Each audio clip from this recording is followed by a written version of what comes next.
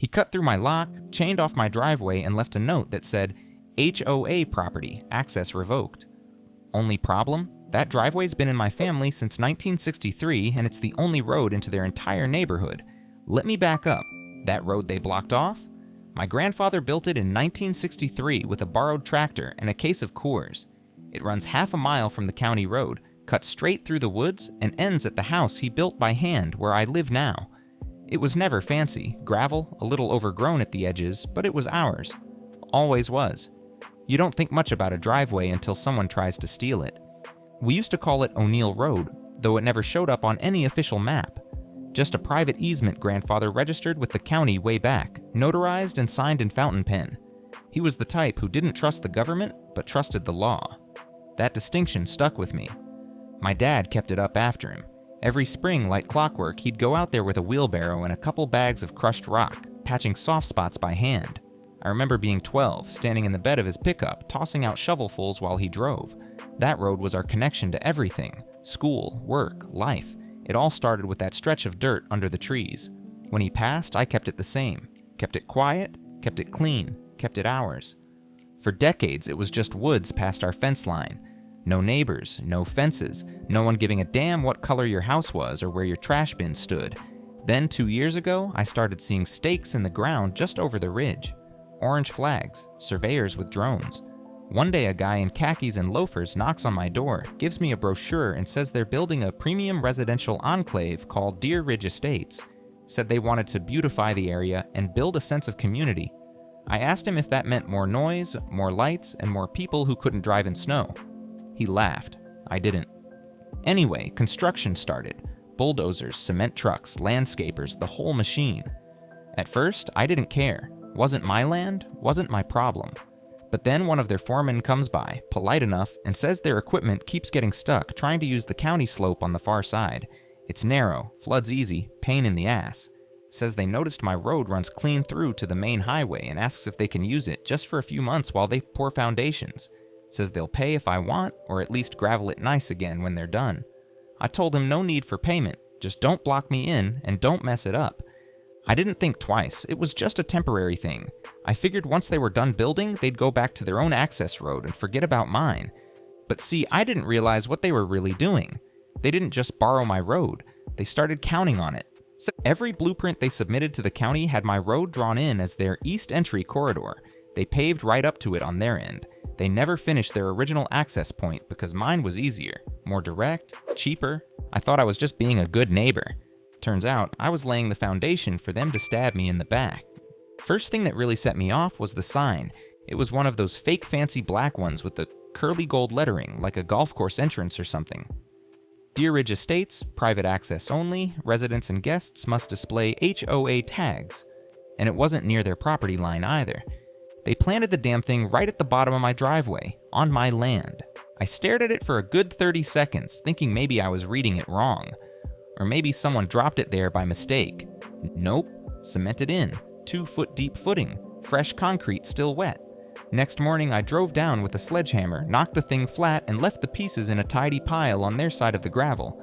Thought that was the end of it. 3 hours later, I'm standing in my workshop when I hear a knock. One of those delicate little taps like someone's trying to seem polite but really wants to pick a fight. It's this guy in a quarter zip and loafers holding a clipboard and a smile that doesn't reach his eyes. Says his name's Travis Geller. President of the Deer Ridge HOA. First words out of his mouth? Hey neighbor, I think there's been a little misunderstanding. I said, no misunderstanding. You dumped a sign on my property. I removed it. He chuckles like I just told a silly joke.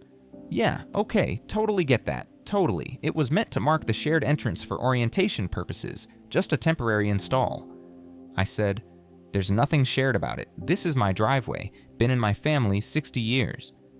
And this is where it shifted. His voice stayed smooth, but his tone dropped half a degree. He started using those words people use when they're trying to sound legal without actually being legal. Well, our HOA records show this as a functional access corridor for community use, so we just want to make sure everything's properly aligned moving forward. I asked him straight up, you saying you own part of this road? He shrugged. I'm just saying the documents we've got from the developer. I cut him off. "Your developer doesn't own this road. I do. And if anyone touches it again without my permission, it won't be a conversation next time." Travis kept smiling, but his eyes said something different now, the kind of look that says, "You'll regret not playing ball." He left without another word. That night, I couldn't shake the feeling that I'd just been quietly marked for war. About a week after that little chat with Travis, I came home from town and saw blue paint marks all along the edge of my driveway. Little X's about 10 feet apart, going from the base of the road all the way up the bend by the oak tree. Fresh lines, still sharp. I followed them with my truck, windows down, trying to make sense of what the hell I was looking at. When I reached the top, there were two guys in safety vests unloading rebar and orange cones from the back of a landscaping truck. Not Deer Ridge contractors, real subcontractors, probably hired through 3 layers of HOA budget laundering. One of them looked up and said, "Hey man, you mind moving that truck? We gotta trench this section today." I said, "Trench what?" "The curb, new sidewalk running through here. It's in the plans." I stepped out. "Whose plans?" He pointed casually back toward the Deer Ridge side. "HOA said this stretch was community perimeter. City greenlighted the pour. We're just doing layout and prepping forms." I stared at him, then said, "You do realize this is private land, right?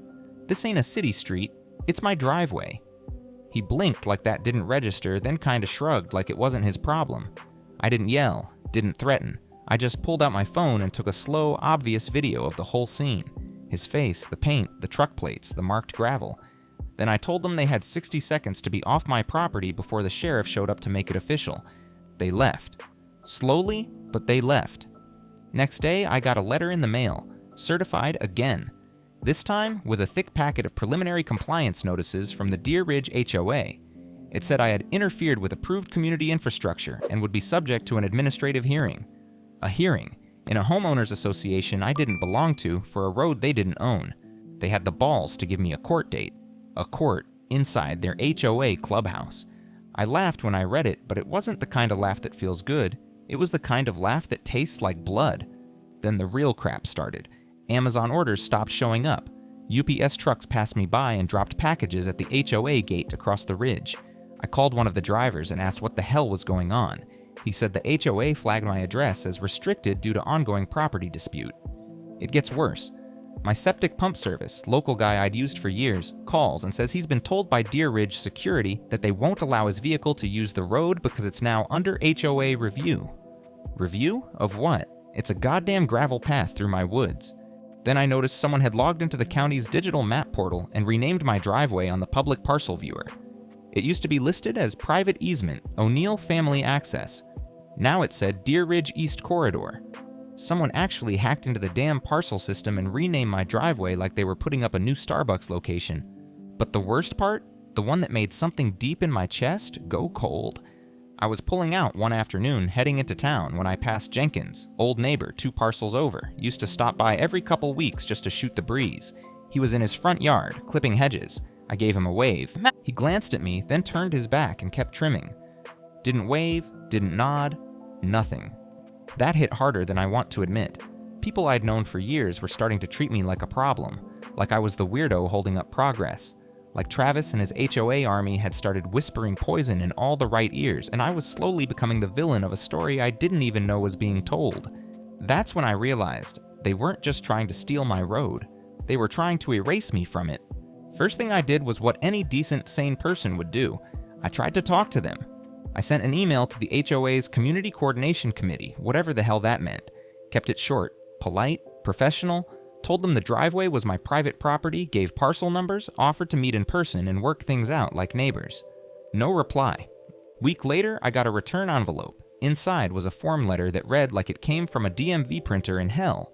It said, and I quote, "Concerns regarding shared infrastructure access must be directed through official channels to maintain community coherence and prevent escalatory discourse." No signature, no contact name, just a Deer Ridge letterhead and that smug-ass slogan at the bottom, "Luxury living harmonized." So I took the next step. Drove down to the county recorder's office, pulled every damn document I could find tied to that easement. Found the 1963 filing from my grandfather. Hand-signed, notarized, and clean as a whistle, private right-of-way, sole ownership, O'Neill family, never transferred, never altered. I even brought it back to them, hard copies in a manila envelope, dropped it off at the HOA clubhouse with a sticky note that said, "Please read." We can resolve this peacefully. 2 days later, they paved 5 feet into my property. I'm not exaggerating. They rolled over part of my shoulder with a fresh layer of concrete, installed a little landscaped edge full of those dumb lava rocks and plastic mulch, and lined it with solar path lights. Solar lights! Like they were putting the finishing touches on a goddamn golf course. I drove straight to the HOA office, walked inside, and asked to speak to Travis. Receptionist looked up from her little tablet and said, "Do you live in Deer Ridge?" I said, "No, I live next to Deer Ridge, and you just paved part of my goddamn land." She smiled and said, "Then I'm afraid Mr. Geller isn't available for non-resident inquiries." I'm not proud of what I said after that, but I didn't scream, I didn't throw anything, I just laughed, loud and ugly. She didn't like that. Next day, I got a warning taped to my fence, said if I continued exhibiting aggressive behavior on HOA grounds, I'd be reported to the sheriff. I called the sheriff myself, explained everything, the land, the road, the easement, the paving, the lights, the fake violation notices, the social sabotage, everything. The deputy on the phone, young guy, sounded tired, told me they get a lot of calls like this. HOAs crossing lines. Civil, not criminal. I'd have to take it to court if I wanted action. I asked him flat out, if I rip up their concrete and toss it on their lawn, am I going to jail? He paused a second and said, if it's your land, you'd probably still get sued. Just document everything. Record. Take pictures. You'll need proof. I hung up and sat in my truck for 10 minutes with the windows down, just staring at the place where my driveway used to end and their new curb now began. I'd done everything right, tried every civil route, gave them chances, gave them proof. But it was never about misunderstanding. They knew damn well what they were doing. They thought if they ignored me long enough, I'd fold, that I'd get tired, that I'd move. But here's the thing about O'Neill's, we don't move, not when it's ours. That's the day I stopped trying to fix it quietly, and I started digging. I started with the county archive. Figured if Travis and his crew were so confident this road somehow belonged to them, maybe they'd slipped something through, some new zoning adjustment, some loophole, maybe even some crooked signature I'd missed. But what I found wasn't a loophole, it was a fuse. See, back when the developer filed plans for Deer Ridge, this was 3, maybe 4 years ago, they'd submitted a site proposal that showed 2 planned access roads, one through their own southern parcel connecting to Millstone Drive. The other, my driveway, was listed as emergency utility access, pending negotiation. Pending, not granted, not approved, just, we'll figure it out later. Problem is, they never figured it out. They tried to cut that southern road 3 times, twice denied by the city due to slope failure risk, once shut down by the EPA over runoff into protected wetland. Bottom line, they had no second access point. None. Which, if you know anything about development regulations, is a big damn problem. You can't zone a closed neighborhood of 40+ homes without 2 verified entry and exit points for fire code compliance. So what did they do? They lied. I found a copy of the final submission packet from the county's digital records. Buried in Appendix D, like way down past stormwater maps and elevation studies, was a doctored map showing my driveway as an existing shared easement, recorded with full use rights granted to Deer Ridge Estates HOA. Except I never granted those rights. No one in my family did. The signature next to that section? Robert L. O'Neill. My dad. The only problem?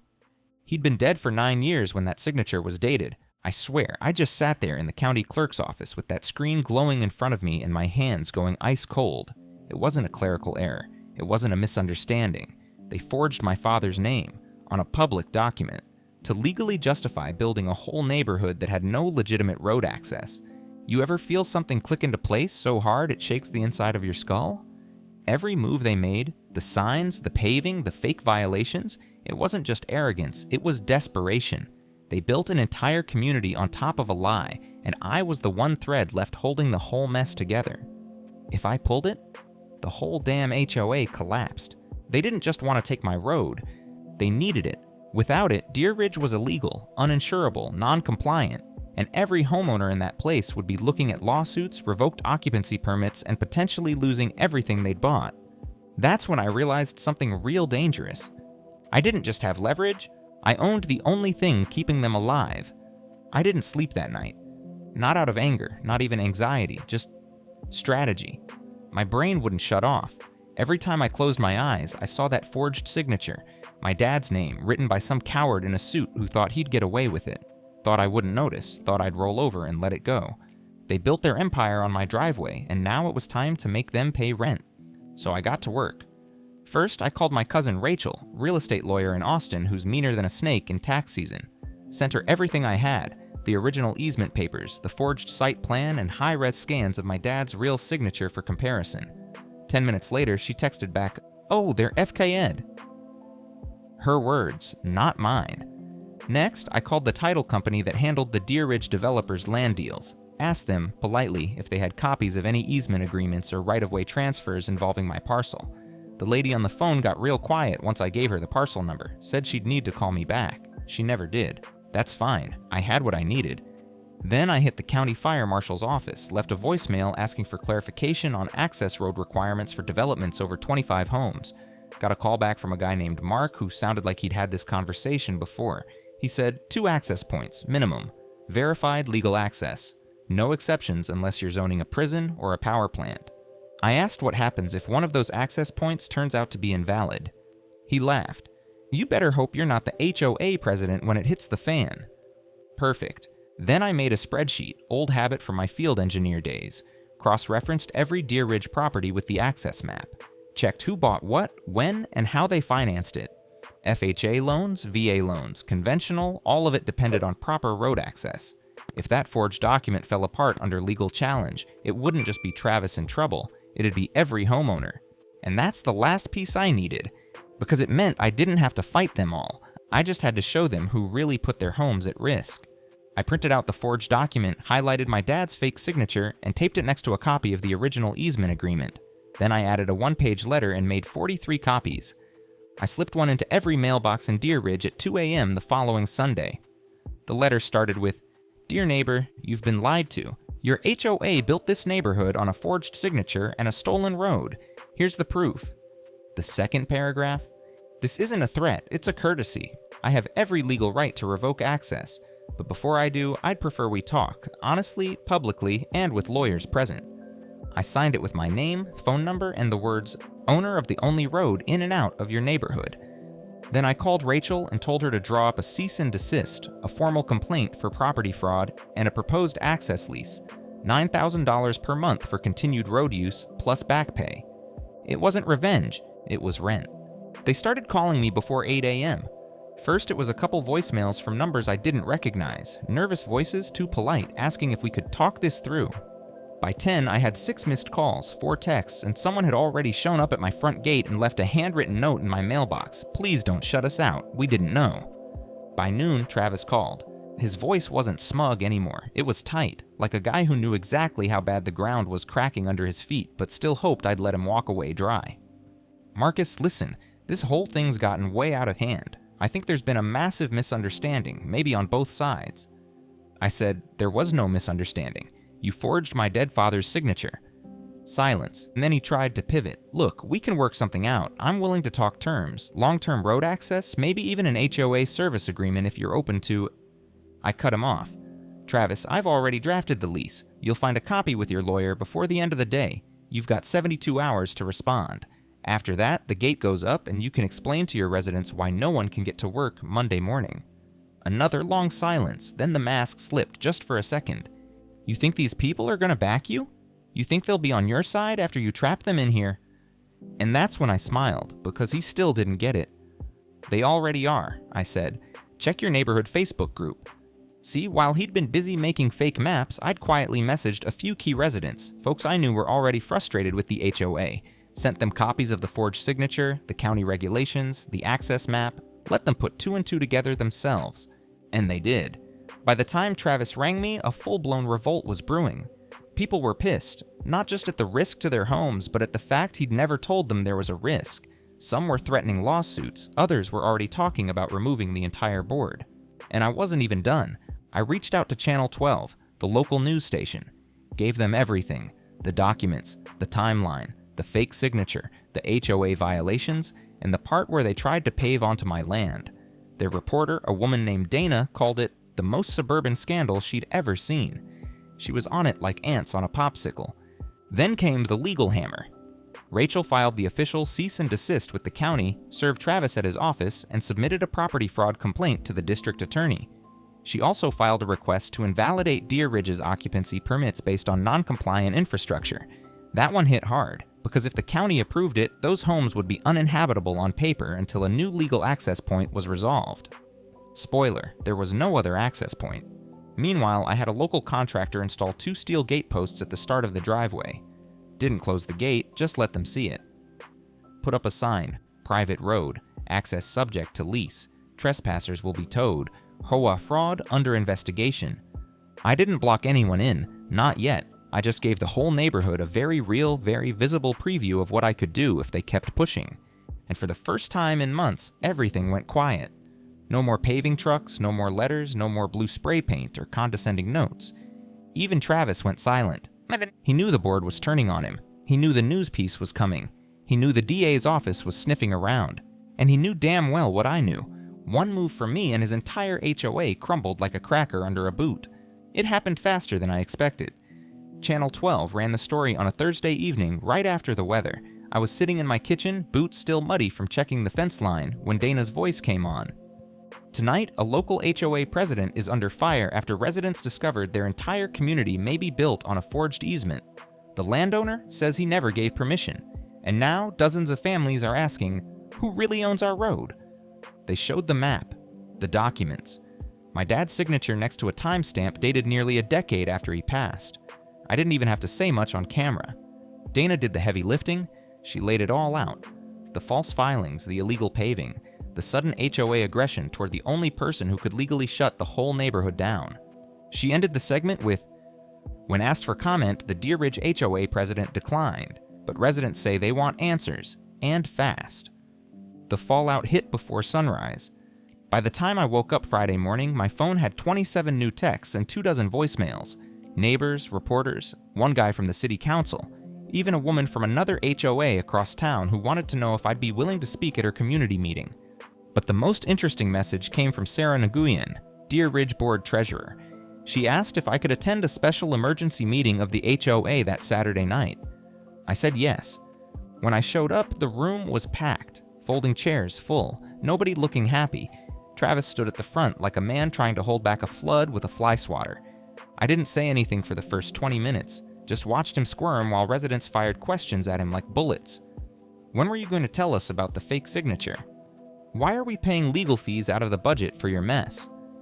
You said the road was ours. Was that ever true? He stammered, deflected, blamed bad information from the developer, but nobody was buying it anymore. The magic was gone. You could feel it in the air. Then Sarah stood up and said, "We've reviewed the lease Mr. O'Neill proposed. It's fair, it's legal, and it protects the community from being shut off completely." She turned to me and nodded, so I walked to the front, slow, steady, and held up a copy of the forged easement. "This is fraud," I said. "Whoever submitted this committed a felony, and everyone in this room got dragged into it without knowing." I let that sit. Then I held up the lease agreement. This is the fix. It's a formal lease for continued road access. It's not cheap, but it's a hell of a lot better than having your homes declared non-compliant by the county and your insurance policies dropped. A guy in the back stood up, mid-50s, wearing a veteran's cap. He looked right at me. "You could have shut the gate on us," he said. "Why didn't you?" I shrugged. "Because it wasn't your fault, but if this board doesn't sign that lease, the gate goes up next week." And that was that. They voted to remove Travis on the spot. Unanimous, no abstentions, no arguments. He stood there for a moment like he couldn't believe it was happening. Then he tried to say something, some half-assed speech about how he was only trying to protect property values, but someone from the second row told him to sit down. He didn't. He just walked out. No goodbye, no apology. Just vanished through the clubhouse door with all the weight of the lie he built collapsing on his back.